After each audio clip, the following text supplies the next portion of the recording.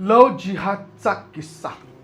एका कंपनीच्या मालकाची मुलगी एका मुस्लिम मुलाच्या प्रेमात पडली होती। आई बापांचं ती ऐकतच नव्हती। दोघे हतबल झाले होते। मग एका मित्राला विचारलं की मित्राचं कुटुंब आणि हे कुटुंब एकत्र सहलीला गेलंय। सहलीत मित्राने स्पष्ट भूमिका घेतली की मी मुलीच्या बाजूने, सगळे धर्म समान असतात आणि आई बापांनी लग्न लावून दिलं पाहिजे। आता मुलगी यामुळे मित्राकडे आधार म्हणून पाहू लागले। त्या पोराचं अधूनमधून फोन हे चालूच होतं। मित्राने त्या मुलीला साईडला घेऊन एका मराठी अनुवादित पुस्तक तिला दिलं। मुस्लिम मुलाशी लग्न करणार आहेस ना, मग त्यांची संस्कृती माहिती पाहिजे ना। पुस्तकाचं नाव not without my daughter, Marathi अनुवाद असलेलं पुस्तक। मुलीने पुस्तक वाचायला घेतलं। रात्री 11:30 वाजता तिने मित्राच्या खोलीचं दार वाजवलं। डोळे पाण्याने भरलेले होते आणि हे खूप भयानक होतं। मी त्याच्याशी लग्न करणार नाही। मित्राने अजूनही त्याची भूमिका बदलली नाही। त्याने तिला समजावलं, धर्म जरी असा असला तरी तुमचं एकमेकांवरती प्रेम आहे ना, मग आपण एक काम करूया, त्याला सांगू तू हिंदू धर्म स्वीकार, आपण तुमचं लग्न लावून देऊ। तुझ्या वडिलांना मी तयार करतो, मनवतो। मुलीला पटलं। त्याने त्या मुलीला लगेच फोन लावायला सांगितलं आणि हे सगळं सांगून टाकलं। त्यावर तो उत्तरला, तुझे क्या लग रहा है, तेरे जैसे 2% की रंडी के लिए मैं अपना मजहब बदल दूंगा। त्याच्या या वाक्याने त्या मुलीच्या कानात जणू तप्त असं शिस ओतलं होता। आपण ज्याच्यावर जीवापाड प्रेम करतो, ज्याच्यासाठी आपण आपल्या आई वडिलांशी भांडतो आहोत, त्याच्या नजरेत आपली किंमत काय? ते सगळं त्या मुलीला लक्षात आलं होतं। त्यानंतर मात्र तिने ठाम नकार दिला।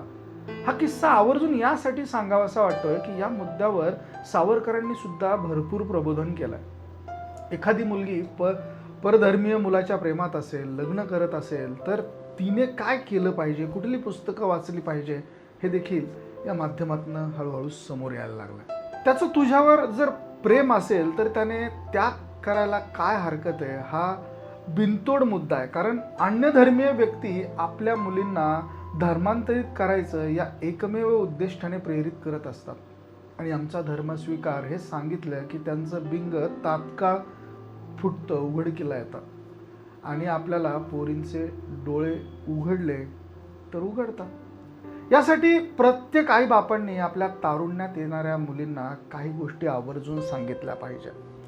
एक म्हणजे की हिंदू मुलगी हिंदू पुरुषाशी लग्न करते त्यावेळेस तिला काय अधिकार असतात।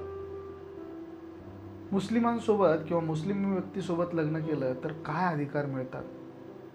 ख्रिस्त माणसाशी लग्न केलं तर काय अधिकार मिळतात। या तिन्हींमधला फरक मुलींचे डोळे उघडू शकतात।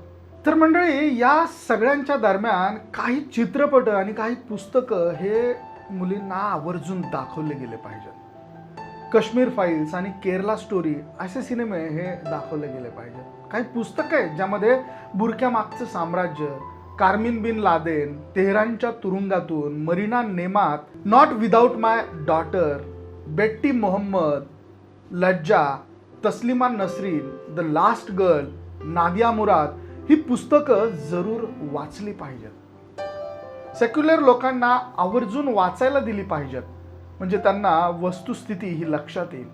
हे सगळे आत्मचरित्र किंवा सत्यकथा आहेत। यातल्या काही लेखिका हिंदू नाही आहेत, RSSशी किंवा भाजपशीही संबंध नाही आहे। सर्व धर्म समान मानणाऱ्या लोकांच्या डोळ्यात झणझणीत अंजन घालणारी ही पुस्तकं आहेत। या यादीत आणखी काही पुस्तकं जोडली जाऊ शकतात।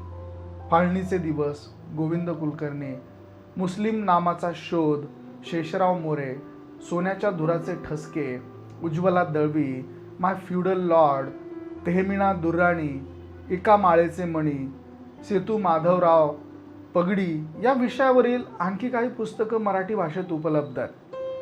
तर अशा काही पुस्तकांच्या आणि काही सिनेमांच्या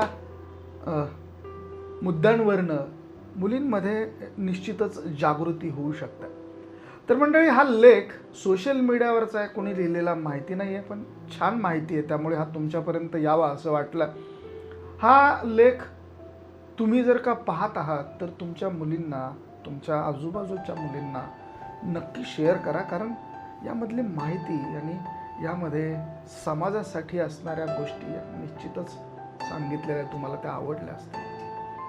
मंडळी, या लेखाचे सर्व अधिकार हे लेखकाचे आहेत. आम्ही कुठल्याही पद्धतीचा क्लेम याच्यावरती करत नाही. सोशल मीडियावरती वाचण्यात आलेला हा लेख तुमच्यापर्यंत पोहोचावा या अट्टाहासापोटी